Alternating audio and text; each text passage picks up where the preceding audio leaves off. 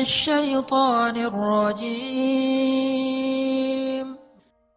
Karena ternyata segala sesuatu itu ada di sisi Allah, maka mintalah kepada Allah Subhanahu wa Ta'ala. Kayak ada orang yang menghafal Quran mengandalkan kecerdasannya. Beda dengan yang menghafal Al-Quran mengandalkan iman kepada Allah Subhanahu wa Ta'ala. Karena ilmu di dalam Islam tidak disimpan di dalam pikiran dan kepala kita, tapi ilmu di dalam Islam itu disimpan di dalam hati. Al-fiqhu fiqhul qulub. Pemahamannya itu dilakukan dengan hati. Mungkin teman-teman ada yang pernah dengar cerita Abdullah ibnu Mas'ud menghafal Al-Quran 1 juz hanya dengan sekali dengar. 1 juz loh hafalannya dengan cuma sekali dengar. Surat apa di Al-Quran yang paling panjang turunnya sekaligus?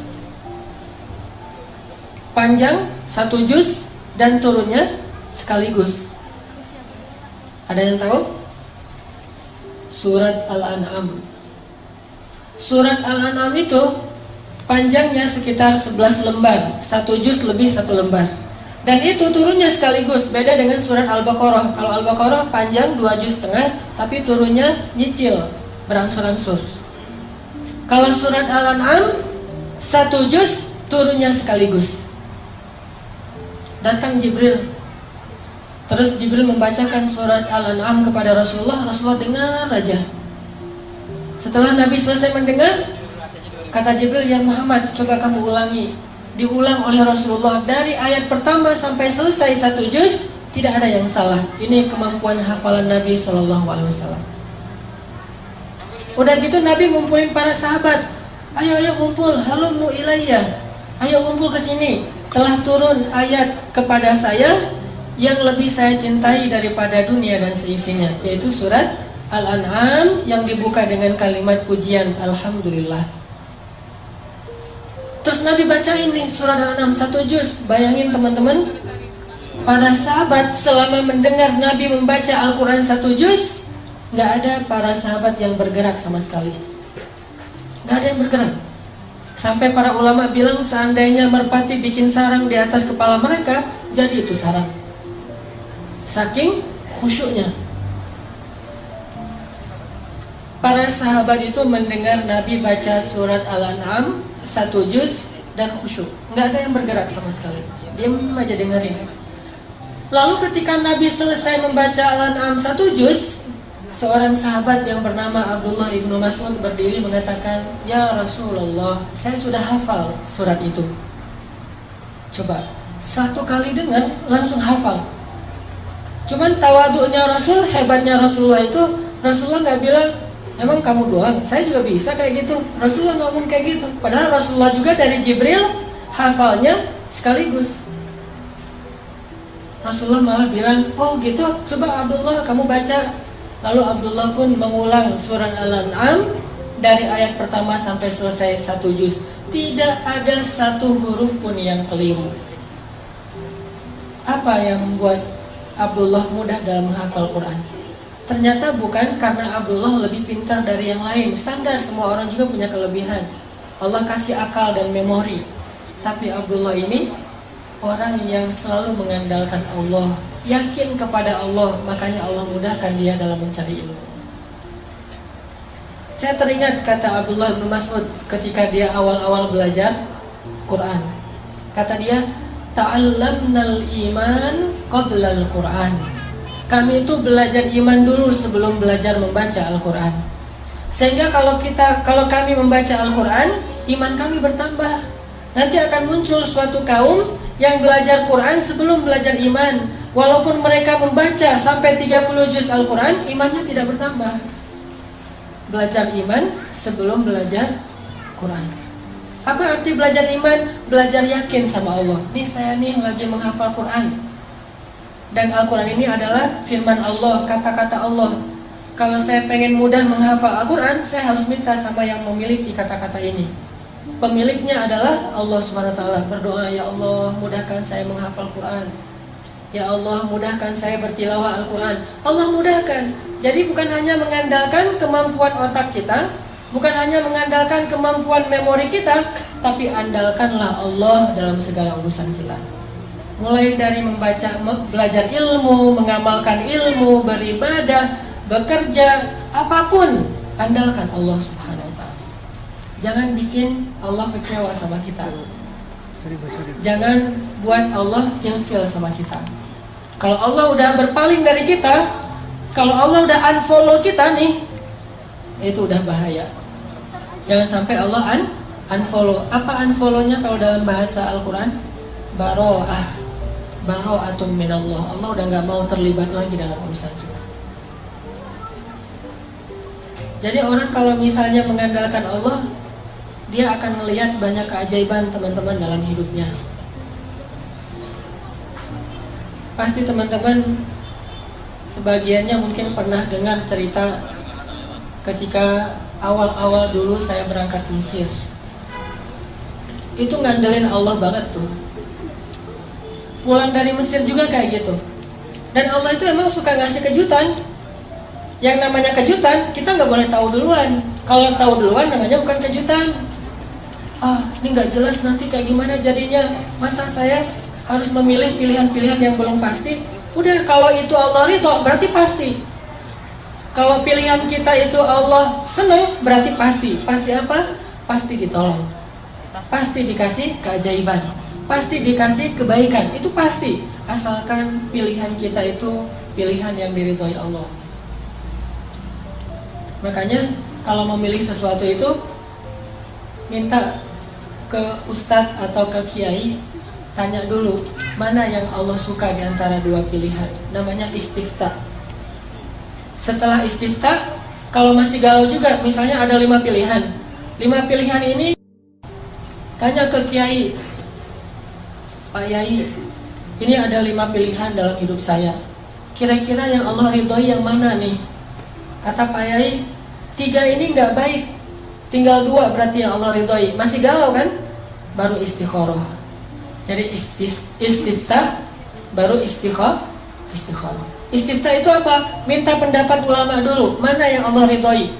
Kalau yang Allah ridhoi itu masih ada 2, dua-duanya baik, baru istikharah, minta Allah yang memilihkan mana yang terbaik di antara yang baik.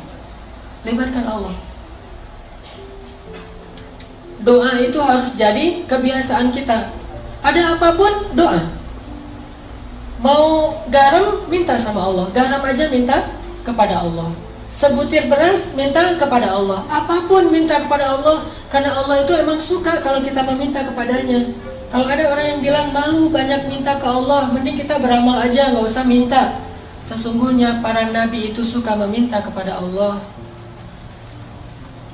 Dan salah satu di antara nabi yang suka meminta kepada Allah itu namanya Ibrahim. Inna Ibrahim la'awwahun halim. Ibrahim itu awwahun. Awwah itu kata ulama tafsir, da'a. Da'a itu artinya suka meminta, suka berdoa. Masalah sepele, berdoa. Sehingga kalau kita sudah melibatkan Allah dalam hidup kita, Allah Subhanahu wa ta'ala itu punya banyak cara untuk menyelesaikan masalah kita. Kayak doa Ibrahim pas beliau dimasukkan ke dalam api. Itu kan masih ABG gitu kan, Ibrahim pas masuk ke dalam api. Kurang lebih usia 17 tahun, masuk ke dalam api. Apa kata Ibrahim? Robbi, Engkau adalah Tuhan satu-satunya di langit, dan aku adalah hamba satu-satunya di bumi yang menyembahmu. Robbi, tolonglah aku. Aku tidak berharap kepada yang lain selain Engkau, kata Ibrahim.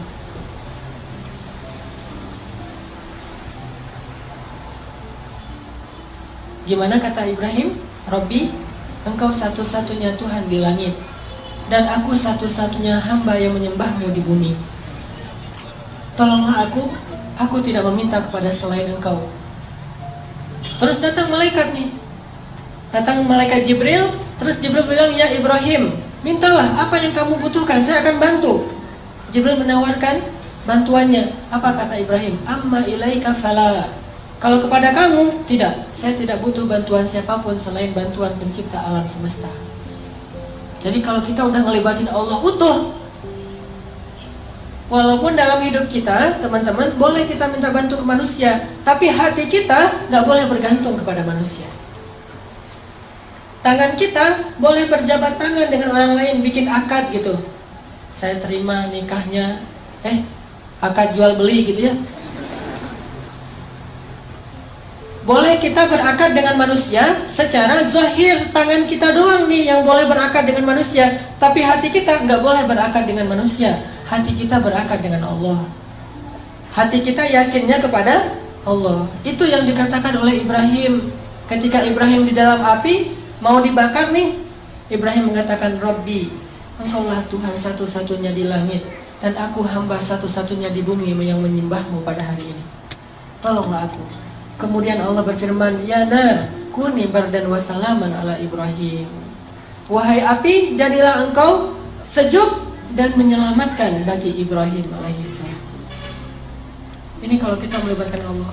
Kalau ada yang bilang itu kan para nabi, ternyata cerita-cerita kayak gini bukan hanya terjadi kepada para nabi, terjadi kepada banyak orang soleh yang bahkan tidak disebut namanya. Terjadi kepada nabi, kepada ayah nabi, kepada ibu nabi, kepada anak nabi, kepada keturunan nabi, atau bahkan kepada pengikut nabi. Semua hamba Allah itu punya peluang yang sama untuk ditolong oleh Allah. Bukan hanya para nabi doang yang dapat pertolongan Allah. Semua ditolong oleh Allah. Atas nama hambanya pasti Allah menolong. Coba teman-teman perhatikan salah satu kisah di dalam Al-Quran. Kayak gimana Allah itu kalau nolong hambanya itu caranya agak-agak unik dan penuh dengan kejutan. Coba kita perhatiin di dalam surat Al-Qasas, surat 28. Pada punya aplikasi Quran? Coba buka surat Al-Qasas, surat 28 ayat 7. Surat Al-Qasas, surat 28 ayat 7. Saya akan tilawah dulu ayat 7 sampai ayat 13. Surat Al-Qasas ayat 7 sampai ayat 13.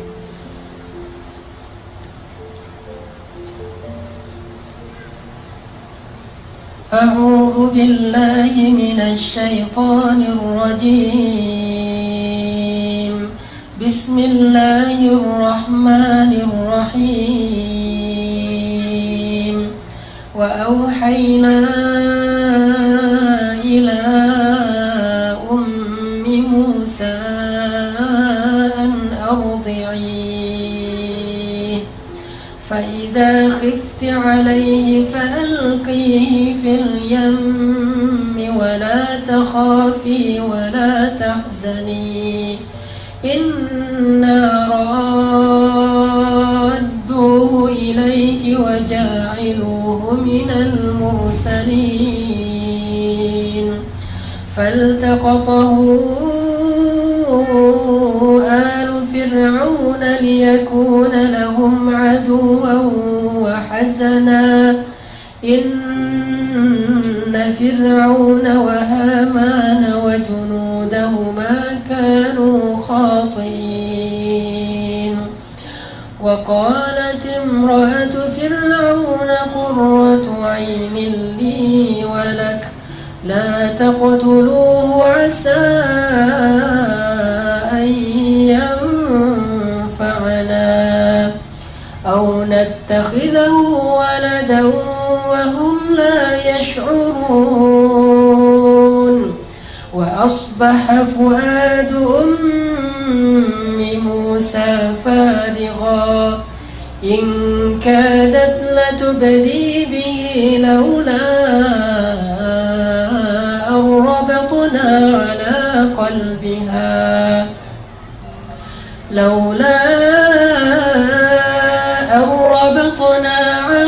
قلبها لتكون من المؤمنين وقالت لأخته قصيه فبصرت به عن جنب وهم لا يشعرون وحرمنا عليه المراضع من قبل فقالت هل أدلكم على أهل بيت يكفلونه لكم وهم له ناصحون فرددناه إلى أمه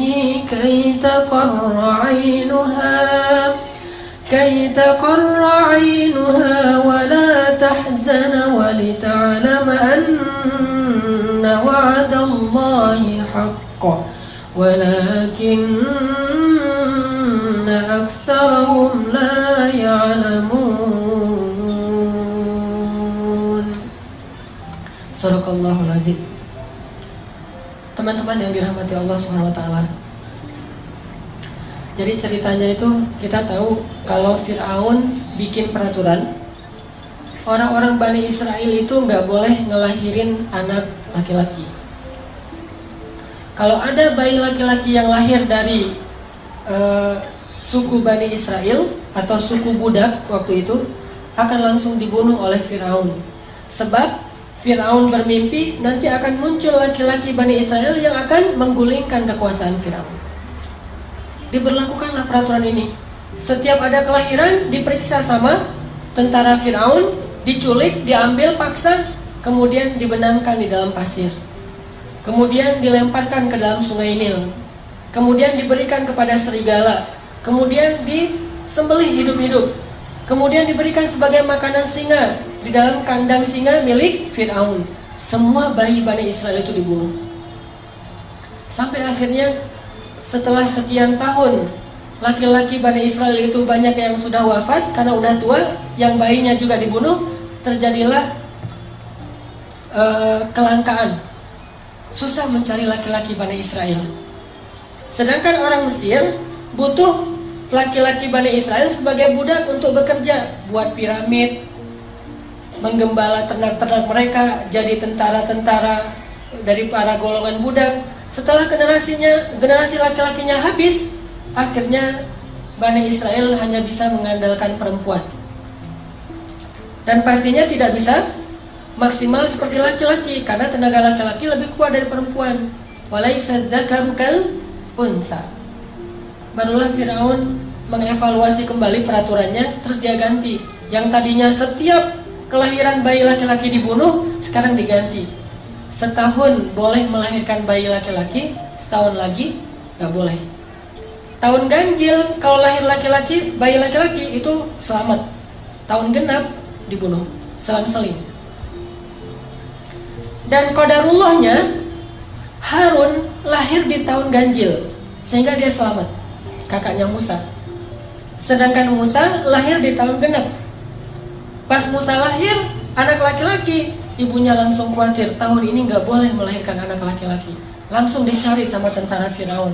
Akhirnya Allah menyampaikan ilham kepada ibu Musa, mengilhami ibu Musa melalui mimpi agar dia menghanyutkan bayinya di sungai Nil menggunakan satu kayak keranjang gitu. Ibu Musa bingung, benarkah ini perintah Allah? Kenapa mimpi saya aneh sekali beberapa malam terakhir? Akhirnya ibu Musa nanya ke ustadz-ustadznya Bani Israel. Kalau bahasa sekarang mungkin ngejapri ustadznya ya, tapi nggak di-read gitu, nggak DM, nggak di-allow, di-follow, nggak di-follow back. Nih ibu Musa nanya kepada ustadz-ustadznya Bani Israel, ya Syekh, saya bermimpi gini, apakah benar ini perintah Allah? Kata para ulama Bani Israel, benar, ini perintah Allah. Hanyutkanlah bayimu ke sungai Nil, dan Allah berjanji akan menyelamatkannya dan mengembalikannya kepadamu. Itu janji Allah. Kalau kita mau yakin sama Allah, libatkan Allah. Walaupun caranya tuh agak-agak aneh menurut logika kita.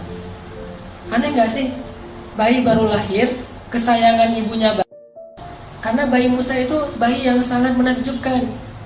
Nih ya, by the way, Nabi itu semuanya keren-keren, gak ada Nabi yang gak keren. Gak usah Nabi, brand ambassador satu produk aja carinya model yang paling keren kan. Apalagi brand ambassadornya lah langit tuh pasti orang yang paling keren tuh. Apalagi Musa, Musa itu terkenal cowok ganteng, keren, walaupun mungkin beda dengan Yusuf.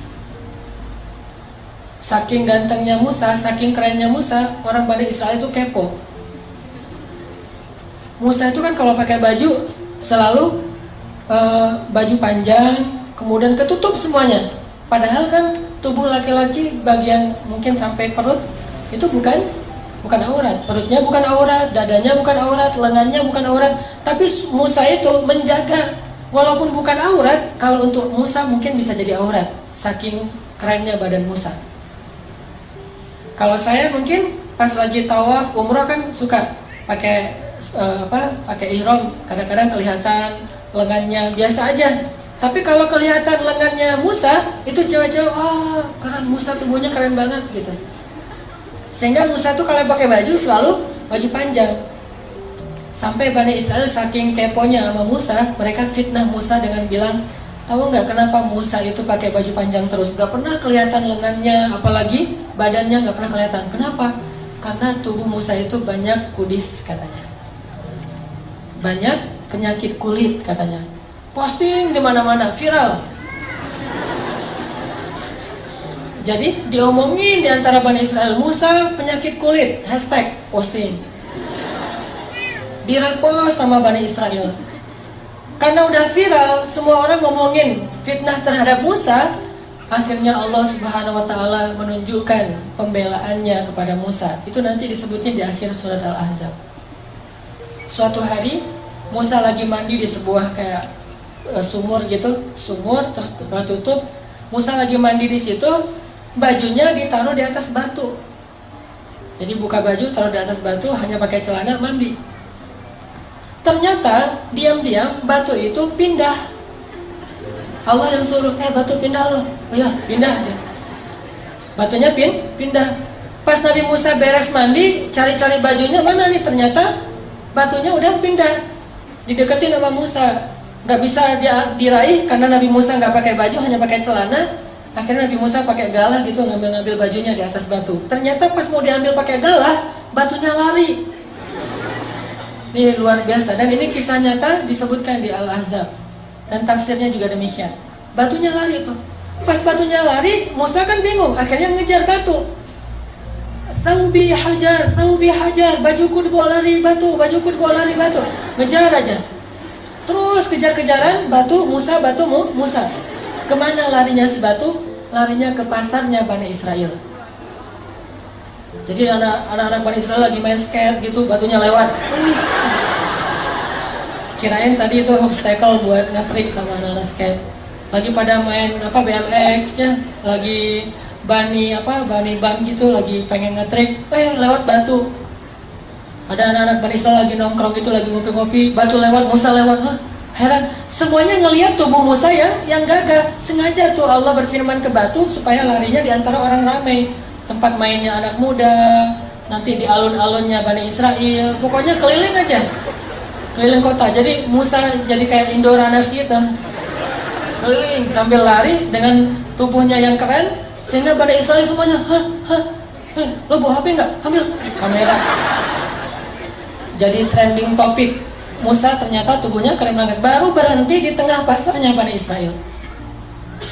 Pas batu itu berhenti di tengah pasar Bani Israel, Musa datang langsung ngambil baju, pakai, dan Musa marah kepada batu itu. Dipukul oleh Musa dengan 3 pukulan, hancurlah batu itu. Musa itu terkenal nabi yang sangat kuat. Bayangin, saking kuatnya Musa, kakaknya aja Harun ditarik di janggutnya, dibanting. Musa, malaikat turun. Kan malaikat kalau ketemu nabi itu rata-rata menjelma sebagai laki-laki ya. Turun tiba-tiba ada laki-laki di sebelah Nabi Musa, ditonjok. Buta mata malaikat. Naik ke Allah, ya Allah mata saya, kenapa ditonjok Musa? Sembuh, turun lagi, ya Musa saya malaikat. Oh kirain tadi begal gitu mau. Nah, Musa itu terkenal nabi yang sangat kuat. Dan ketika Musa masih bayi, namanya bayi nabi tuh, jangankan bayi nabi, bayi orang biasa aja kan lucu gitu. Semua orang sayang kepada dia. Allah kasih rasa kasih sayang kepada seorang bayi, apalagi bayi nabi. Dan nabinya Musa pula yang memang luar biasa fisiknya. Sehingga ibunya gak tega mau menghanyutkan bayinya. Tapi ini perintah Allah, Dan yakinlah sama Allah, Allah pasti akan ngembaliin bayimu, nggak akan celaka. Ini ujian buat keluarga Musa. Ibu Musa itu ibu yang sangat beruntung, punya 2 anak laki-laki, dua-duanya Nabi, Harun dan Musa. Kalau yang lain, tidak ada ibu yang punya 2 anak laki-laki, dua-duanya Nabi. Yang ada ayah kayak Ibrahim, Ishak dan Ismail. Akhirnya setelah meyakinkan istisyarah, minta pendapat ulama, minta pendapat keluarga, minta pendapat suami, mantep nih hati ibu Musa. Ya udah deh, kalau emang ini cara satu-satunya untuk nyelamatin bayi saya dan ini perintah Allah, saya lakukan karena Allah. Dihanyutkan ke Sungai Nil. Pakai keranjang gitu ditutup. Terus pas udah hanyut, ibu Musa nggak tega. Aduh, bayi saya tapi dibawa kemana ini sama arus air, bisa ke Sudan kan? Nil tuh membelah 2 negara, Mesir dan Sudan. Jadi lintas negara nih, bisa jadi Musa nanti ketemunya di Sudan. Kayak di kampung saya dulu pas terjadi tsunami di Aceh. Kan ada orang yang hanyut sampai ditemukannya di pulau seberang, terus ketemu lagi sama keluarganya setelah 10 tahun. Baru ketemu 2014. Jadi 2004 terjadi tsunami, 2014 baru ketemu keluarganya karena dia udah sekolah, kalau nggak salah udah kuliah gitu. Udah kuliah ke daerah Aceh Selatan, ketemu sama keluarganya 10 tahun loh. Tak kuliah, tak SMA gitu pokoknya. Musa bisa aja hanyutnya sampai ke Sudan. Akhirnya ibunya bilang ke mbaknya Musa, "Mbak, kusih itu artinya cari tahu gimana kabar adikmu." Akhirnya mbaknya Musa menyusuri Sungai Nil. Dan perhatikan teman-teman, Allah punya rencana dan rencana Allah itu sebaik-baik rencana. Musa itu kan dihanyutkan ke Sungai Nil menghindari Firaun kan? Tapi malah ini tabut atau keranjangnya Musa hanyutnya masuk ke sebuah selokan yang mengarahkan dia ke istananya Firaun. Jadi masuk ke sebuah selokan air yang air itu nanti ujung-ujungnya ada di istana Firaun. Dihindarkan dari Firaun, malah didatangkan kepada Firaun oleh Allah. Allah punya rencana. Masuk ke selokan itu, hanyut sampai ke pemandian keluarga Firaun. Ditemukan sama dayang-dayangnya Firaun. Pas dibuka, bayi kecil yang luar biasa dikasih kepada istri Firaun. Lalu ketika diberikan kepada istri Firaun langsung jatuh hati kepada bayi Musa. Dan qadarullah, waktu itu istri Firaun belum punya anak, sehingga dia pengen banget punya anak laki-laki. Dipanggil sama istri Firaun ke suaminya, "Fir, aku dapat bayi loh," gitu. Kan manggilnya Fir. Fir, sini loh, aku lagi dapat bayi nih. Bayi yang mana? Pas dilihat sama Firaun itu walaupun dia zalim, jahat, dia itu pintar. Namanya juga keturunan raja, kan Firaun itu julukan raja-raja Mesir. Kalau raja Yaman julukannya Dhu, kayak Dzun Nuwas, Dzulqarnain. Jadi Dhu itu Yaman. Kalau kayak di Mesir itu Firaun. Nah, Firaun ini karena keturunan raja, bukan orang bodoh, dia tahu ini bayi Bani Israel yang dibuang karena takut dibunuh. Akhirnya Firaun mengatakan, "Ini pasti bayi Bani Israel akan saya bunuh." Kata istrinya, "Fir, kan kita nggak punya anak udah berapa tahun. Saya pengen banget punya anak. Kalau kamu mau bunuh dia jangan sekarang deh. Kasih saya waktu untuk bisa bersenang-senang dulu dengan dia. Qurratu ainin li walak. Mudah-mudahan anak ini bisa menjadi kesenangan buat saya dan buat kamu." Kata Firaun, "Laki la liya." Untuk kamu ya, untuk saya enggak. "Ya udah, kamu simpan aja sesuka kamu. Kalau udah bosan kasih ya, biar gua bunuh." Gitu. Kata Firaun. Disimpan dipelihara oleh istrinya Firaun. Pas dipelihara, ternyata hari pertama itu haus, nangis. Bayi Musa nangis dan istri Firaun. Ada yang bilang ini Asia, ada yang bilang bukan. Sebutlah misalnya Asia. Asia nggak punya ASI, akhirnya Asia pun membuat sebuah audisi menyusui di Mesir. Bikin spanduk segala macam iklan di TV, audisi ibu menyusui. Siapa yang bisa menyusui anak istana, anak raja, maka dia akan diberikan kekayaan yang sangat banyak dan akan diangkat sebagai salah satu keluarga angkat raja. Wah, ibu-ibu pada ngantri pengen ikut audisi. Ngantri lama. Ada ratusan orang yang pengen ikut audisi. Satu demi satu datang untuk menyusui Musa. Musa tidak mau. Semuanya pada menyusui, enggak, Kalau sekarang mungkin gimana? Kalau aku sih yes, nggak tahu mas, anak gitu ya. Nah, ini artinya Musa nolak semuanya. Sampai akhirnya udah semuanya beres, yang mau menyusui nggak ada yang bisa. Di paling belakang itu kakaknya Musa, mbaknya Musa ikut audisi juga, ngantri. Sama pengawal ditanya, mau ngapain kamu sini? Saya mau ngantri. Ini untuk menyusui, ya saya akan menawarkan kepada keluarga istana, ada satu orang ibu yang bisa menyusui bayi ini. Ya udah, akhirnya dibawalah ibu Musa, dan ketika didekap oleh ibu Musa, maka Musa langsung menyusui kepada ibu kandungnya. Dan sejak saat itu, Asyah mengangkat keluarga Musa sebagai keluarga angkat istana. Tinggal di istana, digaji oleh istana, bahkan bukan hanya ibunya yang tinggal di istana, ayahnya Musa, mbaknya Musa, kakaknya Musa yang Harun, sekeluarga besar itu tinggal di istana semuanya, dan digaji pula oleh istana. Itulah sebaik-baik rencana Allah. Coba teman-teman bayangin, kalau ibu Musa terus ngumpetin bayinya, disembunyikan bayinya dari Firaun, mungkin selama-lamanya hidup mereka dalam pengejaran, dalam keadaan tidak nyaman, susah mencari nafkah, tinggal di hutan belantara. Tapi berhubung pakai cara Allah, akhirnya Allah punya rencana yang paling baik, sampai akhirnya keluarga ini bisa tinggal di dalam istana musuh yang justru mereka hindari selama ini. Suatu malam Asyah lagi gendong bayi Musa, lucu gitu, ketawa. Kalau kata orang Jawa mungkin ngeklek ya. Jadi Musa bayi itu ketawa sama Asyah, wah digendong-gendong ketawa. Firaun dari jauh ngeliat aja. Terus Asyah bilang kepada Firaun, Fir, sini dong, ini bayinya lucu banget loh. Coba kamu gendong sekali aja. Kata Firaun, enggak, dia mah bukan bayi saya. Coba aja, siapa tahu kalau kamu udah gendong, kamu jadi senang sama dia. Karena dipaksa-paksa sama Asyah, dan diambil sama Firaun. Pas digendong, Musa yang tadi ketawa-ketawa, tiba-tiba langsung cemberut melihat Firaun. Pas lihat Firaun, Musa langsung berubah wajahnya, yang tadi senang sekarang marah. Firaun heran, tanya Asyah, ini kenapa nih bayi ini pas ngeliat saya jadi marah kayak gini? Emang ada masalah apa dia sama saya?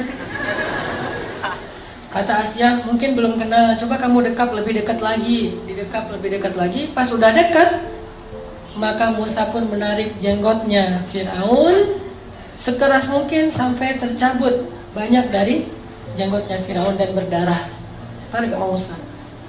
Wah, Musa bayi itu ngelawan Firaun, jenggotnya ditarik. Gimana kalau udah dewasa?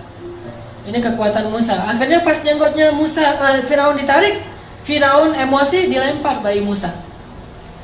Ini benar-benar bayi celaka segala macam, dia ngumpat-ngumpat, dia marah-marah, didekap oleh Asyah. Asyah nangis karena bayi kesayangannya dilempar oleh suaminya. Kemudian Firaun memutuskan, besok saya akan membunuh bayi ini. Pasti ini nih yang saya dapat dalam mimpi. Dan Asyah sudah tidak bisa mengubah keputusan suaminya untuk membunuh bayi tadi. Akhirnya suatu malam, sepanjang malam Asyah memeluk Musa, nangis, sepanjang malam nangis sama ibunya Musa. Tiba-tiba Allah kasih ide, ilham ke dalam pikirannya Asyah, gimana cara menyelamatkan Musa. Pas paginya Asyah bilang kepada Firaun, suamiku, saya tidak akan menghalangi kamu untuk menghukum bayi ini. Tapi sebelum engkau menghukum dia, beri saya satu kesempatan supaya semakin yakin, apakah bayi ini sadar ketika mencabut janggutmu atau tidak sadar. Kalau dia sadar, silakan kamu hukum. Kalau dia tidak sadar, maafkanlah dia. Karena dia hanya bayi, anak kecil yang tidak ngerti apa-apa. Kata Firaun, gimana cara membedakan dia sadar dan tidak? Kata Asyah, taruhlah bayi ini di tengah, di sebelahnya ditaruh bara api, di sebelahnya lagi ditaruh roti. Kalau bayi ini sudah bisa berpikir, dia akan memilih roti. Tapi kalau bayi ini namanya juga anak kecil nggak ngerti, dia mungkin akan memilih bara api. Kalau dia memilih roti, maka hukumlah dia. Tapi kalau dia memilih bara api, maafkanlah dia. Ditaruh Musa di tengah. Oh, logis juga nih kata Firaun. Ya udah dicoba aja deh. Pasti dia akan milih roti. Bahasa api panasnya juga udah menjauh kan? Dia pasti akan ngambil roti atau kayak permen gitu. Ditaruh Musa di tengah, di sini bara api, di sini makanan. Ternyata Musa bangun dari duduknya, mengambil bara api, dimakan oleh Musa, dan kemudian Musa kesakitan dan menangis. Sejak saat itulah lidah Musa menjadi luka dan menjadi agak cacat. Baru sembuh nanti ketika ketemu lagi Firaun itu berdakwah. Di situ ada doa Rabbi shrah li sadri wa yassir li amri wahlul 'uqdatan min lisani yafqahu qawli. Mudahkanlah lisan saya berucap ya Allah supaya dia faham. Gara-gara apa lisan Nabi Musa itu bermasalah? Gara-gara makan bara api. Pas makan bara api langsung dia muntahin lagi, dia nangis-nangis karena kesakitan, dipeluk oleh Asia, diberi obat. Dan ketika itu Asia mengatakan, tuh lihat bayi ini nggak ngerti apa-apa. Masa kalau dia ngerti dia mau makan bara api, maafkanlah dia wahai suamiku. Akhirnya Firaun mengatakan, ya udah, berarti dia emang bayi yang nggak ngerti apa-apa, dimaafin. Selamat Musa. Lihat cara Allah menjaga hambanya. Allah itu punya banyak rencana, Allah itu maha kuasa. Jadi kalau kita ngandelin Allah, selalu ada jalan keluar. Sesulit apapun kondisi kita, kalau kita ngandelin Allah, selalu ada jalan keluar. Hanya kadang-kadang kita nggak sabar menunggu datangnya jalan keluar itu. Padahal jalan keluar Allah itu Allah datangkan melalui jalan kesabaran. Jadi kalau kita pengen dapat pertolongan Allah, jalannya itu adalah sabar. Tunggu sampai datangnya pertolongan Allah. Karena menunggu datangnya pertolongan Allah itu ibadah. Kayak orang sakit menunggu sembuh itu ibadah. Orang yang miskin menunggu dapat rezeki sambil berikhtiar itu ibadah. Jomblo menunggu ada yang datang, terutama yang perempuan nih, nunggu ada yang datang ke rumahnya ngetuk pintu dan melamar dia, itu adalah ibadah. Tapi pengennya sih ibadahnya jangan lama-lama ya, cepat ada yang datang gitu. Karena pengen beribadah yang lain, bukan hanya ibadah menunggu, tapi ibadah mencintai. Ibadah suami istri. Artinya libatkan Allah dalam hidup kita, libatkan Allah dalam masalah kita, libatkan Allah dalam segala urusan kita. Tidak ada yang kecewa ketika melibatkan Allah dalam urusannya. Saya teringat kisah seorang ibu di Mesir. Ini kisah nyata dan terjadi sekitar 20 tahun yang lalu lah di Mesir. Jadi ada seorang ibu janda dengan satu anak bayi dan tidak ditinggali apa-apa oleh suaminya.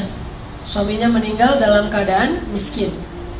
Dan ibu ini juga keluarga besarnya orang miskin semuanya. Tidak ada yang mampu.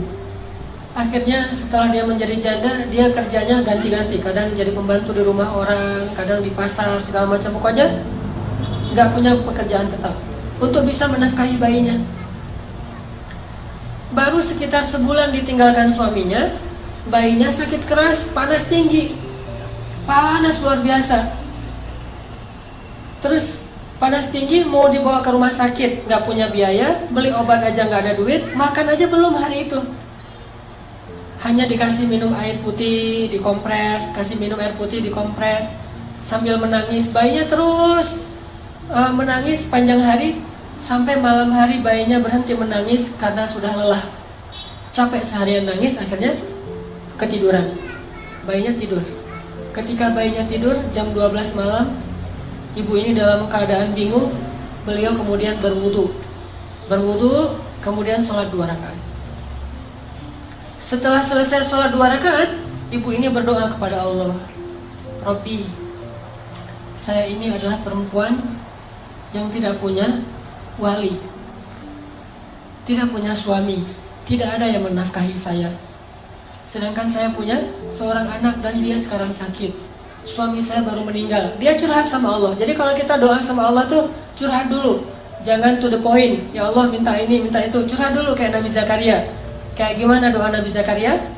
Rabbi inni wahanal 'azmu minni washta'ala ar-ra'su shayba walam akum bidu'aika rabbi syaqiyya. Rabbi, tulang saya sudah lemah, rambut saya sudah putih. Curhat dulu masalah kita apa. Dia curhat kepada Allah tentang masalahnya. Dia gak punya uang untuk beli obat, gak punya nafkah, bahkan hari ini makan juga belum. Terus dia bilang di akhir doanya, Rabbi, aku pasrahkan hidupku ini kepadamu. Aku serahkan urusan masalahku ini kepadamu. Berilah jalan keluar kepadaku dan anakku, wahai Allah. Dia berdoa kepada Allah, minta diberikan jalan keluar. Akhirnya Pas habis berdoa, tiba-tiba ada orang yang ketuk pintu rumahnya. Assalamualaikum. Dibukain pintu seorang laki-laki. Assalamualaikum. Mana anakmu yang sakit? Saya seorang dokter. Mana anakmu yang sakit? Akhirnya ibu ini heran. Dokter datang ke rumahnya sendiri, padahal dia nggak manggil. Ditunjukin, dokter ini meriksa bayi itu, diperiksa sama dokternya. Setelah diperiksa, dibuatkan resep obat. Terus dokternya bilang kepada ibu, nih resep obatnya, silakan dibeli obatnya di apotek segera. Ini kasihan anaknya udah terlalu panas dan harus segera diberikan obat. Terus saya mau pulang, silakan diselesaikan administrasi, minta bayar. Ibu ini bingung pas dokternya minta bayaran. Kata ibu ini, dokter, saya nggak punya uang. Terus dokternya bilang, terus kalau ibu nggak punya uang, ngapain ibu telepon saya? Tengah malam, jam 1 malam telepon saya. Kata ibu ini, saya tidak telepon dokter. Terus dokternya keluarin kertas alamat. Ini benar nggak nih alamat rumah ini? Tadi yang nelfon soalnya nyebutin alamatnya ini nih. Kata ibu, benar ini alamat rumah saya. Terus mana laki-laki yang tadi nelfon? Kata ibu ini, saya nggak punya suami, nggak ada laki-laki di rumah. Ini telepon aja ibu, nggak ada di rumah. Handphone atau telepon rumah nggak ada. Baru dokter ini curiga. Terus siapa yang tadi menelpon dokter tengah malam jam 1? Sekitar 15 tahun yang lalu lah terjadi di Mesir. Dokter ini duduk, nanya kepada ibu, sebetulnya apa yang terjadi? Apa yang terjadi tadi jam 1 malam? Ibu ini cerita kondisinya, masalah anaknya. Terus dia cerita jam 1 malam tadi dia baru telepon Allah. Dia sholat 2 rakaat, dia berdoa kepada Allah. Entah gimana ceritanya, entah malaikat, entah manusia, pokoknya Allahu alam, Allah yang mendatangkan dokter itu ke rumahnya. Mendengar cerita ini, dokternya merinding, terharu. Akhirnya datang lagi periksa lebih serius lagi bayinya. Terus keluar cari obat sendiri dokternya ke apotek, datang lagi kasih obat, kemudian ngasih lagi hadiah untuk keluarga ini untuk 1 bulan. Dan sejak saat itu dokter ini suka memberikan nafkah rutin kepada keluarga ini setiap bulan. Dan kadang-kadang dipanggil ke rumah untuk bantu-bantu di rumahnya. Artinya Allah punya banyak cara untuk membantu hambanya. Panggil aja Allah SWT. Ada apa-apa, telepon Allah. Dan telepon Allah itu paling enak tuh, gak pernah di-reject. Nelfon manusia, di-reject tuh. Nelfon, kan suka ada tulisan saya lagi meeting, lagi nyetir, kan ya? Atau lagi galau gitu kan, bisa juga custom, bisa tulis sendiri lagi galau. Itu kalau nelfon manusia. Kalau nelfon Allah, nggak pernah Allah nggak reject telepon hambanya. Ujibu da'watad da'i idza da'an. Saya pasti akan ngangkat telepon orang yang nelfon saya. Kalau kita analogikan dengan telepon, pasti Allah angkat. Sesibuk apapun Allah, kulla yaumin huwa fi sya'n. Setiap hari itu emang Allah sibuk, tapi Allah nggak pernah disibukkan. Sibuk ya, tapi disibukkan nggak. Allah punya banyak urusan ya, tetapi tidak pernah kewalahan. Telepon Allah. Dan telepon Allah itu nggak perlu hafal nomornya. Aduh, nomor telepon Allah berapa ya? Belum di save misalnya. Nggak perlu, tinggal bilang Allah, langsung ke connect ke langit. Nomor telepon Allah itu cuma bilang Allah aja. Robbi, ilahi, bebas, nomornya banyak. Dan semuanya aktif, nggak ada nomor itu sudah tidak aktif. Sudah apa misalnya? Nggak ada. Allah pasti mengangkat telepon kita. Dan menelpon Allah itu nggak ngabis-ngabisin kuota, nggak ngabis-ngabisin pulsa, sama sekali gratis. Nggak makan pulsa, nggak ngabisin kuota, nggak perlu hafal nomor, nggak ada yang misalnya lagi telepon dengan yang lain jadi kita nunggu dulu ngantri. Nggak. Telepon Allah itu paling mudah ketimbang nelpon manusia. Ada masalah tinggal bilang ya Allah. Allah langsung mengatakan abdi, alaka hajah, wahai hambaku, apa kebutuhanmu? Bahkan di waktu tertentu Allah yang datang kepada kita, bukan cuma kita telepon Allah jarak jauh, Allah datang kepada kita. Sepertiga malam terakhir Allah turun ke langit dunia. Terus Allah mengatakan, adakah orang yang membutuhkan pertolongan aku tolong? Hal min dhi hajah. Adakah orang yang butuh ampunan aku ampuni? Adakah orang yang butuh keajaiban aku berikan? Keajaiban dalam hidupnya Allah sendiri yang nanya kepada kita. Jadi ada masalah sedikit, telepon Allah. Minta Allah terlibat dalam urusan kita. Gak usah khawatir karena Allah itu akan mengangkat telepon kita. Allah gak mungkin ngecewain hambanya yang berdoa kepadanya. Langsung hubungi Allah. Dan tahu cara supaya doa kita itu benar-benar langsung menggetarkan arasy? Kalau kita pengen doa kita itu menggetarkan arasy, pas kita telepon Allah itu deringnya itu kenceng, berdoalah dengan hati. Doa itu bukan hanya dengan suara yang lantang, walaupun itu juga kadang dibolehkan.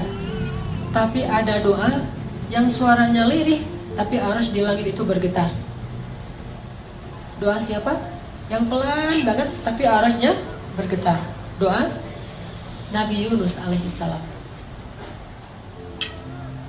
Subhanaka inni kuntu minadh dhalimin. La ilaha illa anta subhanak inni kuntu minadh dhalimin. Doanya pelan. Bayangin saking lirih dan pelannya doa Nabi Yunus, ikan paus yang menelan beliau aja nggak dengar kalau Nabi Yunus lagi berdoa di perutnya, nggak dengar. Jadi ikan paus tuh nggak, lagi baca apa sih lo di perut gua? Nggak, ikan pausnya aja nggak dengar apa yang dibaca oleh Nabi Yunus. Ikan-ikan yang ada di lautan itu nggak ada yang dengar apa yang diucapkan oleh Nabi Yunus. Tapi doa yang begitu lirih tersebut bisa bikin arasy bergetar. Sampai malaikat-malaikat yang membawa arasy bertanya, "Ya Allah, ini suara siapa yang menggetarkan arasy? Suara siapa yang begitu lirih? Suara siapa yang begitu lembut? Kasihan dia ya Allah, siapa itu ya Allah?" Kata malaikat arasy. Kata Allah, "Itu hambaku Yunus yang meminta ampun kepada Aku." Apa kata para malaikat? "Ya Allah, kasihan dia, ampuni dia. Ampuni dia ya Allah, ampuni." Terus malaikat mengaminkan doa-doa Nabi Yunus, sehingga Allah mengatakan, "Wahai para malaikat, Aku telah mengampuni dosanya." Doa suaranya pelan di dalam perut ikan, bahkan ikan yang menelannya aja nggak dengar, tapi arus Allah bergetar. Kenapa? Karena doa ini bukan dengan suara yang keras, tapi dengan hati yang yakin kepada Allah. Kalau kita mau mengilmiahkan itu gampang sebetulnya. Saya pernah nonton di Nat Geo yang animal, itu hewan, terutama dalam waktu tayangan itu lagi ngomongin tentang gajah. Gajah itu teman-teman, kalau manggil temennya yang jauh, itu manggilnya pakai suara frekuensi rendah namanya. Suara frekuensi rendah. Apa arti suara frekuensi rendah? Orang nggak bisa dengar suara itu. Walaupun orangnya ada di sebelah gajah, tapi nggak bisa dengar. Sedangkan temennya yang jarak 10 kilo, itu bisa dengar. Itu ilmiah banget, dan itu terjadi dalam kehidupan kita. Gajah itu kalau lagi manggil temennya itu nggak ada suara. Kalau dia bersuara kencang, itu bukan lagi manggil yang jauh, lagi manggil yang dekat, lagi guyon gitu. Jadi sekelompok gajah kalau lagi guyon suaranya keras, tapi kalau lagi manggil yang jauh, dia nggak pakai suara yang seperti kita dengar. Justru suaranya itu tidak terdengar. Taunya dari mana? Taunya bagian telinganya itu akan begini, yang tadinya agak ke samping, sekarang tiba-tiba jadi tegak gitu. Terus bagian pipinya yang dekat telinga itu kembang kempis. Berarti dia lagi mengeluarkan suara frekuensi rendah. Jarak 10-15 kilo kedengaran suara itu oleh gajah yang lain. Kapan dia memanggil temannya? Kalau lagi banyak makanan. Misalnya nih gajah lagi ada di kebun tebu. Wah, tebunya banyak banget nih, gua nggak bakalan habis makan sendiri. Manggil temen "Hei, sini banyak tebu gitu." Di mention ke temannya. Pas teman-temannya mendengar ada banyak tebu, terus di mana? Udah, lo kirim aja Sherlock gitu, dikirim Sherlock sama gajah. Jadi suara itu bukan hanya memberitahu, tapi juga ada sinyal share location, di mana temannya itu bisa langsung pakai Waze. Jadi pakai Waze atau pakai Maps gitu, Google Maps, terus langsung nemu, nggak akan kesasar, nggak akan mungkin salah jalan. Habis lampu merah, belok kanan, belok kiri gitu-gitu, turn right, turn left gitu-gitu deh. Dan itu terjadi dalam kehidupan kita. Suara yang gak bisa didengar oleh orang di sebelah ternyata bisa didengar dari jarak 10 kilo. Itulah suara yang frekuensi rendah. Dalam doa kepada Allah kadang itu berlaku loh. Doanya tuh pakai frekuensi rendah. Bahasa surat Maryam frekuensi rendah itu nidaan khafiyah, suara yang rendah, suara yang lembut. Dzikru rahmati rabbika 'abdahu Zakaria إذ نادى ربه نداء خفيا ayat ketiga surat Maryam. Nidaan khafiyah, suara yang lembut, suara yang rendah. Tapi suara yang lembut ini menggetarkan aras yang jaraknya entah berapa miliar tahun cahaya. Jadi kalau kita mau telepon Allah, telepon pakai hati yang yakin. Ilahi, Robbi, suaranya gitu doang. Bahkan mungkin teman di sebelah juga nggak ngerti apa yang kita omongin. Tapi Allah sami'ud du'a. Allah itu sangat bisa mendengar apa yang kita ucapkan. Minta sama Allah, sal tu'toh, minta pasti dikasih. Itu kalimat janji Allah tuh, sal tu'toh. Kamu minta pasti dikasih, gak usah khawatir. Ada lagi kisah di zaman Harun ar-Rasyid, seorang ulama, seorang ahli ibadah yang difitnah. Dia difitnah berzina, sehingga sebelum dia disidang dan diputuskan akan dicambuk, maka dia dipenjara dulu. Pas dia dimasukin ke penjara, digembok penjaranya, ada pengawalnya, dia di dalam. Suatu saat habis dia di penjara, Khalifah Harun ar-Rasyid pergi ke masjid sholat. Pas sampai di masjid, Harun ar-Rasyid melihat orang yang tadi di penjara itu sudah ada di dalam masjid, lagi sholat sunnah. Harun ar-Rasyid bingung nih, kayak mirip tadi, kayak pernah ketemu orang ini di mana ya? Oh, ini yang tadi di penjara nih. Kenapa ada di sini? Siapa yang lepasin dia? Setelah selesai sholat, orangnya udah nggak ada. Balik ke penjara, ngelihat dia di dalam penjara. Harun ar-Rasyid bertanya kepada pengawal, apakah kalian membukakan pintu sehingga dia bisa sholat ke masjid? Kata pengawal, tidak. Dan dari tadi juga dia di dalam. Harun ar-Rasyid bingung. Besok ke masjid lagi, dia ada di masjid juga. Balik ke penjara, dia di dalam penjara. Ini orang bisa hilang gitu. Akhirnya Harun ar-Rasyid mengganti cara menghukum dia. Tidak lagi di penjara, tapi diasingkan. Ditaruh di tengah padang pasir atau di pulau mana gitu. Ditaruh di sebuah pulau atau di tengah padang pasir. Pokoknya diasingkan aja. Setelah diasingkan, para pengawal ini kemudian pulang. Ketika pengawal ini pulang sampai di gerbang kota, mereka menemukan dia sudah ada duluan di gerbang kota. Padahal tadi ditinggal di tengah padang pasir. Dia udah ada di dalam gerbang kota. Terus pas Harun ar-Rasyid ke masjid, dia udah ada duluan di dalam masjid. Sampai akhirnya Harun ar-Rasyid curiga, ini orang luar biasa, orang soleh nih. Tapi kenapa dia dibilang berzina? Dipanggil oleh Harun ar-Rasyid, ya fulan, siapa kamu? Kenapa kamu bisa ada di mana-mana gitu? Dia mengatakan, saya itu difitnah, saya tidak berzina. Kayak Yusuf pernah difitnah. Dan ketika Tuhan memenjarakan saya, berarti Tuhan telah menjauhkan saya dari rumah Allah Subhanahu wa Ta'ala. Lalu saya berdoa, ya Allah, saya rela jika saya difitnah, tapi jangan biarkan saya jauh dari rumah-Mu ya Allah. Beri saya kesempatan untuk tetap sholat di masjid-Mu.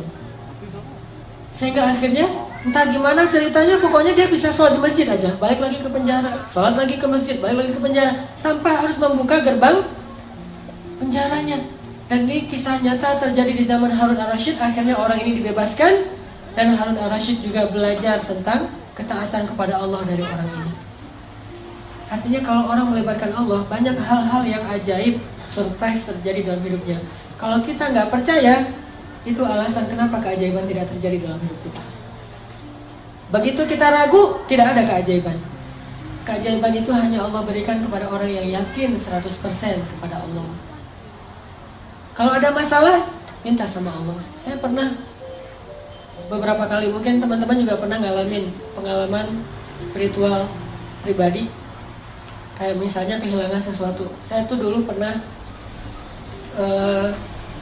mau usaha, awal-awal pulang dari Mesir, saya punya modal $1.000, pengen bikin usaha gitu. Saya nggak mau nyebutin nama usahanya, cuman bagi saya usaha itu kayak syubhat. Takutnya rezekinya nggak halal banget gitu. Syubhat itu kan ragu antara halal dan haram. Saya ragu nih, boleh nggak nih usaha kayak gini? Soalnya nanti hasilnya jadi gini. Saya khawatir. Akhirnya gara-gara itu jadi galau, mikir, ya udah deh, saya tahan dulu, saya hold dulu, nggak jadi usaha itu. Saya berdoa kepada Allah, ya Allah, saya kan nggak jadi bikin usaha itu karena takut rezekinya nggak halal. Berarti saya melakukannya karena Engkau ya Allah. Kalau begitu, beri saya yang lebih baik daripada ini. Baru saya berdoa kayak gitu malam hari, besoknya dapat tawaran untuk pindah ke Bandung. Jadi istri saya di Jawa, kita dapat tawaran untuk pindah ke Bandung. Pas pindah ke Bandung, istri saya awal-awalnya ngajar, saya nggak ngajar. Karena emang saya awalnya nggak ada cita-cita pengen jadi dosen. Saya lebih senang yang freelance gitu. Waktu itu karena emang kita baru-baru pindah ke Bandung dan masih dalam keadaan susah, ngontrak rumah di sebuah rumah kecil dekat pembuangan sampah di tengah kota Bandung. Terus saya nyari-nyari kerjaan gitu, pengen jadi guru di pesantren, saya masukin ijazah, nggak ada yang terima. Semuanya alasannya kita udah kelebihan ustadz, jadi udah nggak butuh tambahan guru. Karena nggak bisa jadi guru, akhirnya saya nerjemahin buku. Nerjemahin buku-buku yang berbahasa Arab, saya terjemahin di rumah. Ada modal laptop, saya beli 3 juta gitu, laptop second. Terus terjemahin buku. Pas sudah selesai terjemah, saya kirim ke penerbit. Semua rata-rata jawabannya, buku ini udah pernah ada yang nerjemah, jadi nggak boleh lagi diterjemah. Wah, saya salah. Sebulan nerjemahin ternyata nggak bisa diterbitin. Akhirnya putus asa nerjemahin buku, nulis buku sendiri. Nulis, udah selesai nulis buku, nawarin ke penerbit-penerbit. Katanya ini kurang layak diterbitkan, nggak bisa diterbitin karena nggak keren tulisannya. Akhirnya kalau orang nggak mau nerbitin buku saya, kenapa nggak saya terbitin sendiri? Mulailah saya mencoba menerbitkan sendiri. Saya desain. Bayangin teman-teman, ngedesain cover buku pakai PowerPoint. Lucu kan? Harusnya kan pakai Corel Draw, pakai InDesign, ini pakai PowerPoint karena nggak bisa ngedesain. Pakai PowerPoint, pakai Word. Ya, jadi layoutnya tuh manual gitu, pakai Word gitu, terus di capture, cetak aja. Cetak 1000 buku. Udah selesai dicetak, penerbitnya nama sendiri, penulisnya sama, penulis penerbit sama aja tuh, sama sendiri. Dicetak, udah gitu nggak tahu jualan kemana. Saya kirim ke Sumatera ke teman-teman anak-anak Kairo yang udah pulang, kirim ke lewat bus-bus malam gitu, biar lebih murah. Pakai kotak Marlboro, saya angkat tuh di jalan raya tuh. Penulis buku mengangkat kardus bukunya sendiri, jadi kuli gitu. Kirim terus, udah selesai dikirim, ada yang balik, ada yang nggak balik misalnya. Terus ada book fair, Islamic book fair di Bandung, saya coba pinjam stand salah satu penerbit Islam yang ada di Bandung. Boleh nggak saya pakai standnya sedikit aja, satu space kecil buat buku-buku saya, nanti bagi hasil. Oh boleh.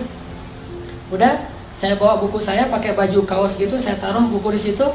Cover bukunya wajah saya tuh paling gede, kan lagi pencitraan ya, wajahnya paling gede. Bikin X bannernya juga wajah saya doang tuh, tulisannya dikit. Udah selesai gitu, taruh pakai X banner, bukunya disusun jadi kayak tornado gitu, kayak piramid gitu biar orang menarik beli. Terus naik motor kan, ganti baju dulu. Tadi kan baju kuli, sekarang baju penulis. Baju penulis, ganti baju pakai baju putih gitu. Terus pakai pulpennya juga masih pilot, taruh sini. Berdiri di sebelah stand saya, orang-orang nanya ini buku apa? Buku tentang tadabbur Al-Quran. Penulisnya siapa? Itu penulisnya. Oh, minta tangan. Mulai dari situ usaha buku. Dari usaha buku ganti lagi ke usaha jual beli pulsa. Waktu itu di Bandung ada 60 cabang pulsa di Bandung selama 1 tahun. Terus ganti lagi, nambah lagi ke usaha jual beli mobil second, nambah lagi ke properti walaupun kecil-kecilan, terus berkembang, baru akhirnya saya sadar ternyata benar ya, kalau kita meninggalkan sesuatu karena Allah kasih yang lebih baik daripada apa yang udah kita tinggalkan. Libatkan Allah. Mengambil sesuatu karena Allah, meninggalkan sesuatu karena Allah. Libatin aja Allah dalam segala urusan kita, pasti mudah urusan kita. Awal-awal saya di Bandung itu, ketika awal-awal merintis, anak saya lahir, saya yang jadi bidan. Anak saya lahir tuh, mau dibawa ke bidan, udah telat, udah keburu lahir. Ya udah, saya jadi bidan aja. Udah, tutup semuanya. Bernafas, wah langsung jadi bidan. Saya tarik anaknya, pas udah selesai keluar, baru bingung ini gimana mutusin plasenta. Karena nggak tahu cara mutusin plasenta, baru nelpon ambulan, dibawa sama ambulan. Kenapa kok gitu-gitu amat? Tapi saya bersyukur, alhamdulillah jadi lumayan ngirit lah biaya ngelahirin, karena bidannya nggak perlu dibayar. Segitunya, artinya kalau misalnya kita benar-benar melibatkan Allah itu, Allah emang suka ngasih kejutan-kejutan. Di Mesir saya dapat kejutan, Di Jawa saya dapat kejutan, di Bandung saya dapat kejutan. Sampai hari ini sering dapat kejutan. Ada masalah dikit, saya langsung bilang, Allahumma ajurni fi musibati wa khluf li khairan minha. Ya Allah, beri saya pahala dalam musibah ini, terus beri saya ganti yang lebih baik. Enak kan? Jadi kalau kita kehilangan sesuatu, ini pengen diganti sama Allah dengan yang lebih baik. Diputusin, alhamdulillah, ya Allah beri saya ganti yang lebih baik. Jadi kalau kita jalan sendiri-sendiri aja ya, maksudnya kita putus aja, alhamdulillah, ntar Allah ganti yang lebih baik daripada kamu gitu. Artinya Allah itu kalau kita libatin nggak akan ngecewain. Saya pernah kayak dicurangin orang gitu dalam satu, namanya orang usaha kan macam-macam ya, dicuranginnya nggak gede sih, namanya juga usaha kecil, sekitar 1,5 juta. Pas dicurangin gitu, ya udah daripada rame-rame, saya udah aja diberesin, rugi 1,5 juta. Pas udah rugi, saya doa, ya Allah beri saya pahala dalam musibah ini, terus beri saya ganti yang lebih baik daripadanya. Seminggu kemudian Allah kasih rezeki, sebuah usaha, sebuah proyek yang keuntungannya 15 juta, 10 kali lipat daripada yang saya rugi sebelumnya. Libatin Allah. Jadi kalau kita libatin Allah, ada masalah dikit, kita nggak langsung putus asa. Oh, gampang, kalau rugi di sini mah minta aja lagi ke Allah, ntar Allah ganti yang lebih baik. Gitu. Nggak sampai kita jadi stres mikirin sesuatu yang nggak nyaman dalam hidup kita. Udah serahin aja sama Allah. Saya pernah malam-malam, dulu saya pakai salah satu handphone tuh yang kayak saya beli kurang lebih harganya 1.200.000 lah, handphone sederhana. Malam-malam ada acara Qiyamul Lail di masjid, dan saya waktu itu telat bangun. Acara Qiyamul Lailnya jam 2, saya jam 2 baru bangun. Kan kaget tuh, jam 2 baru bangun, hah? Udah jam 2, orang-orang udah pada nunggu. Sementara jarak rumah ke masjid itu kalau malam 15 menit, lumayan, belum lagi wudhu segala macam. Kaget, saking kagetnya buru-buru handphone jatuh, pecah, udah nggak bisa dipakai. Saat itu juga saya berdoa, ya Allah beri saya pahala dalam musibah ini, beri saya ganti yang lebih baik daripadanya. Besok pagi loh, dan itu wallahi hanya berselang beberapa jam. Besok pagi diganti sama Allah dengan waktu itu Samsung Note 5 yang harganya waktu itu masih 10 juta. Diganti langsung di waktu yang sama, padahal belum selesai tuh mikirin yang tadi, aduh tadi jatuh, kalau nggak jatuh udah ada handphone, sekarang ini minjam handphone istri dulu. Jatuh langsung Allah ganti dengan yang lebih baik, kayak gitu. Gimana caranya? Jangan selalu menerjemahkan rezeki yang tidak diduga-duga itu sedekah. Gak selalu sedekah. Bisa juga usaha, bisa proyek, bisa apa aja lah. Yang jelas Allah ganti yang lebih baik. Libatin Allah dalam hidup kita. Kayak Ummu Salamah, begitu suaminya meninggal, Ummu Salamah doa. Dan doa ini diajarkan oleh Nabi. Ya Allah, beri saya pahala dalam musibah ini dan beri saya ganti yang lebih baik. Terus Ummu Salamah heran sendiri gitu. Loh, yang lebih baik? Siapa yang lebih baik daripada Abu Salamah? Abu Salamah itu suami yang paling ideal. Setelah selesai masa haid, datanglah Rasulullah melamar Ummu Salamah. Ternyata ini yang lebih baik daripada Abu Salamah. Gak mungkin Allah ngecewain kita. Itu teman-teman yang dirahmati Allah. Yuk kita belajar sama-sama berhijrah kepada Allah. Bukan berhijrah ke suatu tempat, dari luar masjid ke masjid, bukan. Tapi berhijrah kepada Allah. Dan Allah ma'akum aina ma kuntum, dimana bersama kita dimanapun kita berada. Di masjid, di kantor, di jalan, di rumah, dimanapun Allah bersama kita. Jadi kalau kita hijrahnya ke Allah, artinya kita ada masalah dikit, telepon Allah, insya Allah Allah akan selalu menyertai kita, dan Allah akan selalu menjaga kita. Ihfazillah yahfazka. Jaga hubungan kamu sama Allah, Allah yang akan menjaga hidup kamu seutuhnya. Mudah-mudahan ini jadi booster buat kita, jadi penyemangat buat kita dalam mendekat kepada Allah, terutama dalam berdoa. Mulai sekarang coba koleksi lebih banyak doa. Mulai sekarang coba koleksi lebih banyak doa. Doa sehari-hari, mulai doa makan, doa tidur, doa segala macam, termasuk doa-doa yang bisa kita baca di dalam sujud. Karena ketika sujud itu waktu yang paling baik untuk berdoa. Kalau kita sujud nggak tahu baca apa, itu rugi. Karena waktu sujud itu dekat banget sama Allah SWT. Jadi perbanyak aktsiru minad doa, perbanyak doa ketika kita sujud. Mudah-mudahan ini bermanfaat. Barakallahu walakum. Langsung dilanjutkan dengan muhasabah. Ya, kita muhasabah bersama-sama. berdoa kepada Allah Subhanahu wa taala, mudah-mudahan Allah Subhanahu wa taala memberikan kepada kita keberkahan dalam hidup kita, keberkahan dalam rezeki kita, dan keberkahan di dalam usia kita. Ilahi Anta Rabbi la ilaha illa Anta. Ilahi ij'alni laka dzakkarin laka syakkarin. Allahumma ilaika aslamna wa bika amanna wa alaika tawakkalna wa ilaika anabna wa bika khasamna. Na'udzu bi'izzatika an tudillana antal hayyul ladzi la yamut wal insu wal jinnu yamutun. Ya Allah ya Rabbi, kepadamulah kami berserah diri, kepadamulah kami beriman ya Allah, kepadamulah kami serahkan urusan hidup kami, kepadamulah kami kembali, kepadamulah kami bergantung, hanya kepadamulah kami berharap ya Allah. Kami yakin Engkau maha mendengar doa-doa hamba-Mu. Kami yakin Engkau tidak akan mengecewakan orang yang datang kepadamu. Kami yakin rahmat-Mu mendahului kemarahan-Mu.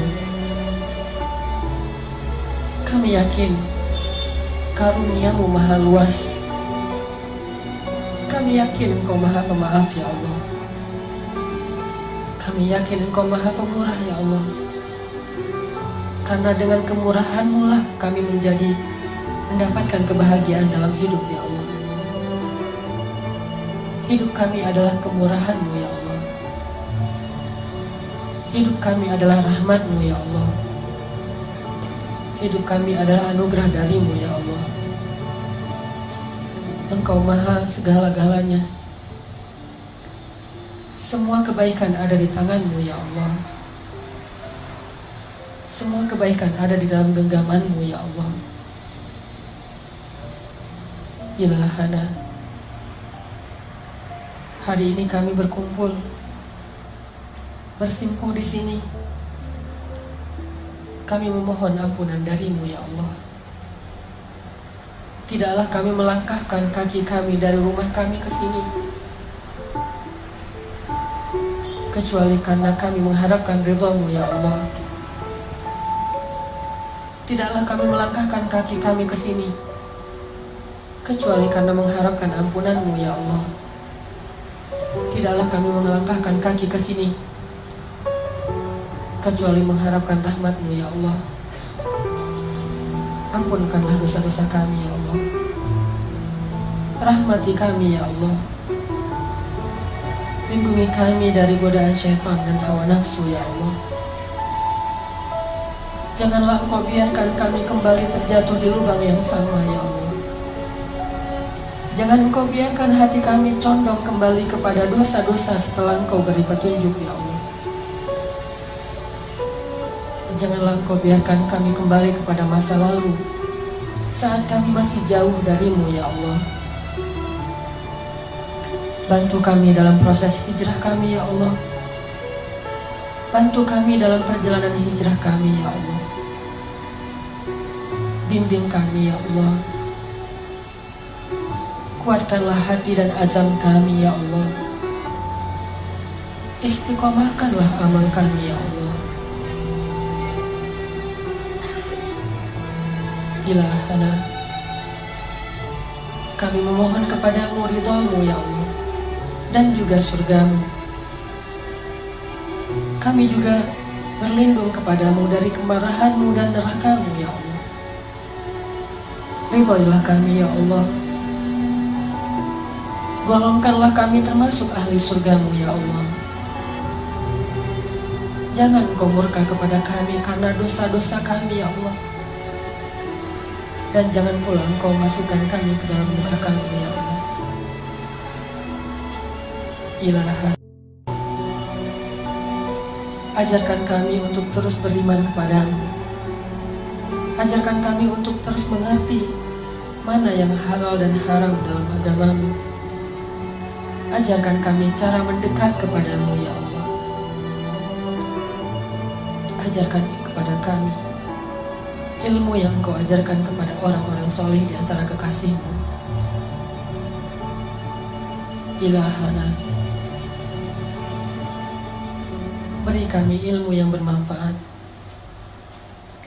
Beri kami hati yang khusyuk. Beri kami mata yang mampu menangis karena takut kepadamu. Beri kami lisan yang mampu bertutur kata dengan zikrullah, zikir kepadamu. Beri kami telinga yang senang mendengar ayat-ayat-Mu. Beri kami hati yang selalu yakin kepadamu. Tambahkanlah iman kami ya Allah. Tambahkanlah iman di dalam hati kami ya Allah. Setiap harinya, setiap kali kami duduk di dalam majelis ilmu agamamu ya Allah. Rabbana atina fid dunya hasanah wa fil akhirati hasanah